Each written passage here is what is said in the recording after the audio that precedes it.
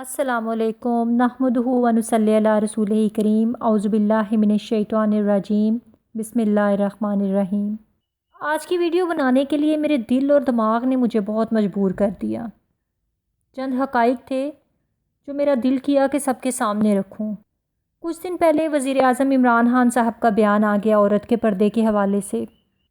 جناب آگ لگ گئی جنگل میں، اور یہ آگ لگی اس جنگل میں جہاں جسم پر پتے باندھنے کے شوقین مرد اور خواتین جھینگا لالا کر رہے تھے۔ سچ تو یہ ہے کہ لا الہ الا اللہ کہہ کر یہ ملک حاصل کرنے والوں تم لوگ سچ برداشت ہی نہیں کر پاتے۔ تو میرا دل کیا آج میں اس ویڈیو میں دل کھول کر سچ بولوں۔ جس میں بچا کچا ایمان موجود ہے وہ اس سچ کو ہضم کرے گا، جو نہیں سن سکتا وہ بخوشی ایگزٹ کرے گا۔ بات شروع کروں گی عورت اور اس کے مقام سے۔ قرآن پڑھ لیں، احادیث دیکھ لیں، یوٹیوب کھولیں، ہر انفارمیشن آپ کے سامنے ہے۔ ہر جگہ عورت کا مقام اور پردے کے حوالے سے آپ کو معلومات مل جائیں گی۔ حقیقتاً ہر عورت تو چاہے وہ جاہل ہی کیوں نہ ہو، اس کو بھی پتہ ہے بھئی کتنا پردہ کرنا ہے، دین میں عورت کو کتنے پردے کا حکم ہے۔ چلیں بات مرد سے ہی شروع کرتے ہیں۔ بہت غلط ہے آج کا مرد۔ کیوں وہ چھیڑتا ہے آنے جانے والی عورتوں کو، بچیوں کو؟ وہ تو بس بیچاری چند ماڈرن کپڑوں کے ساتھ گھر سے باہر نکلتی ہیں، ٹاپ، کیپری، ٹائٹ، CTC، جو بھی آج کا فیشن چل رہا ہے، انڈیا میں جو چل رہا ہے، باہر کے ممالک میں جو چل رہا ہے۔ ماڈرن بننا ہے، سٹیٹس دکھانا ہے۔ تو پھر جب ایک مرد ریپ کرتا ہے بچی کا، لڑکی کا، عورت کا، تو پھر کیوں تکلیف ہوتی ہے سب کو؟ پھر کون سا حقوق لینے نکلتی ہیں آپ لانگ مارچ میں؟ کیوں پوری دنیا کو اپنا تماشا دکھاتی ہیں؟ ویسٹرن میں تو پھر یہ سب ہوتا ہے، وہاں تو آدھے یا آدھے سے بھی آدھے کپڑے پہنے جاتے ہیں، وہاں پھر نائٹ کلبز ہیں، وہاں تو عورت اور مرد کے میل جول میں کوئی رکاوٹ نہیں، مرد مرد اور عورت عورت کے میل جول میں بھی کوئی رکاوٹ نہیں، کلچر ہے وہاں کا۔ تو پھر صرف کپڑے ہی کیوں فالو کرنے ہیں؟ سب کچھ فالو کریں، اس لانگ مارچ کا حصہ بنیں۔ ماروی سرود، اس کا تو نام لینے کا دل نہیں کرتا، میں پسند ہی نہیں کرتی اس کا نام اپنی زبان پہ لوں۔ تو پھر اس سب سچ کو برداشت کرو، نکل جاؤ پاکستان سے، کہہ دو کہ مسلمان نہیں، میں نہیں مانتی پردے کو، شریعت کو، حجاب کو، کھل کے سامنے آ جاؤ، فیصلہ کرو۔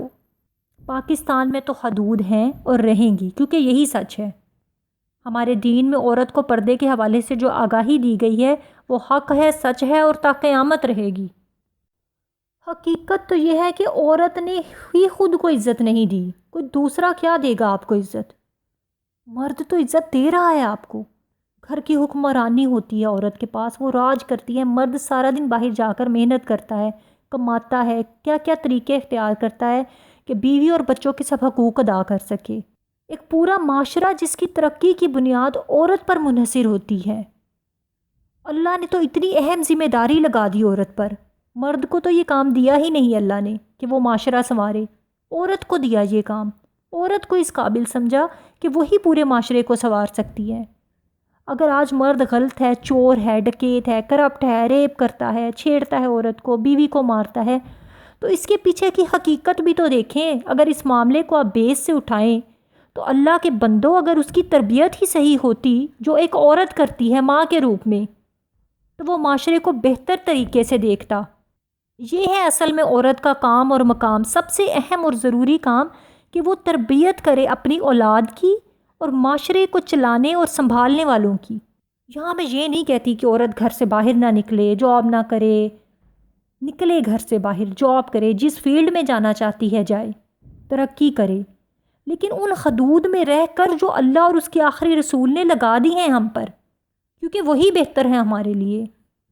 پہلے تو تربیت ہی نہیں کرتے ہم اپنی اولاد کی، توجہ اور دھیان ہی نہیں دیتے کہ مسئلہ کہاں سے جنم لے رہا ہے، وہ کون سی مائیں، کون سے باپ اور کون سے بھائی ہیں جو اپنی گھر کی عورتوں کو فحاشہ لباس سے باہر نکلنے دیتے ہیں۔ ہم سب اس فحاشی کی دلدل میں بہت آگے نکل چکے ہیں۔ ہم نے خود اپنے ہاتھوں سے اپنی حرمت خراب کی ہے اور خود دعوت دی ہے مردوں کو کہ وہ ہماری عزت خراب کریں۔ اصل میں ہوتا کیا ہے؟ ہمارے ہر بچے کے پاس آج موبائل موجود ہے، ہر بچہ انڈین مووی دیکھ سکتا ہے، انگلش مووی دیکھ سکتا ہے، ہر طرح کا کلچر وہ دیکھ رہا ہے، ہر طرح کی چیز اس کے ہاتھوں میں موجود ہے۔ تو جب وہ تمام غلط چیزیں اس کے ذہنوں میں آ جاتی ہیں تو وہ اس فرسٹریشن کو کہاں نکالے گا؟ جہاں جہاں اس کے لیے ممکن ہوگا۔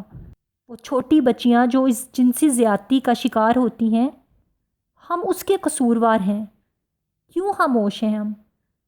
معاشرے میں جنم لینے والی اس برائی کو کیوں بڑھنے دے رہے ہیں؟ اگر وزیر اعظم نے سچ اور حق کی بات کر دی، عورت کو اصل تصویر دکھا دی، خلیل الرحمان صاحب آ گئے اگر لانگ مارچ کرنے والوں کو خاموش کرانے کے لیے، تو بہت سو کو تکلیف ہوگی، اپوزیشن اٹھ گئی اس معاملے میں۔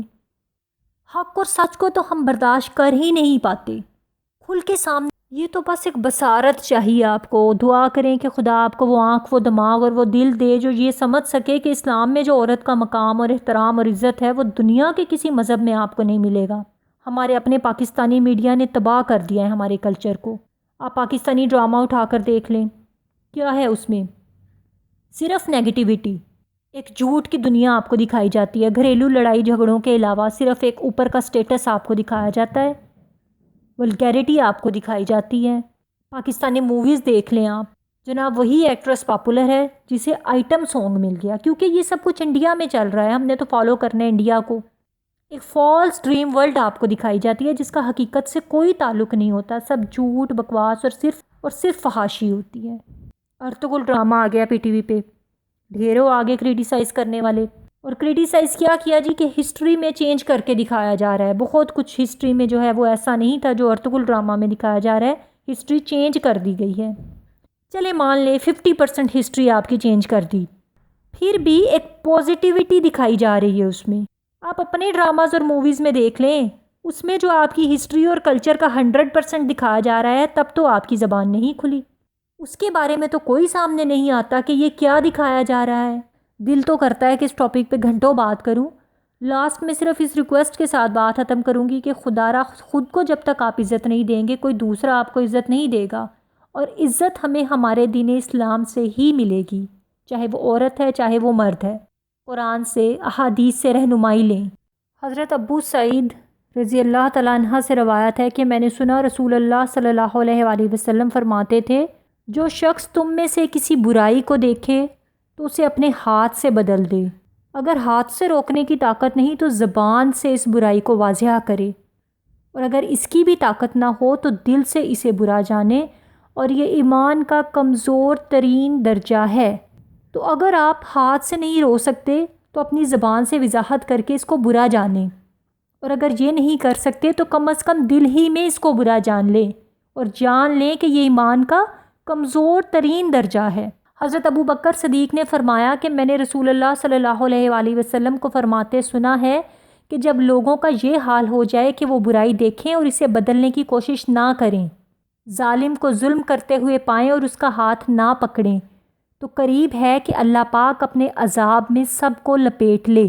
اللہ کی قسم تم کو لازم ہے کہ بھلائی کا حکم دو اور برائی سے روکو، ورنہ اللہ تم پہ ایسے لوگوں کو مسلط کر دے گا جو تم میں سے سب سے بدتر ہوں گے، اور وہ تم کو سخت تکلیف دیں گے، پھر تمہارے نیک لوگ دعائیں مانگیں گے مگر وہ قبول نہ ہوں گی۔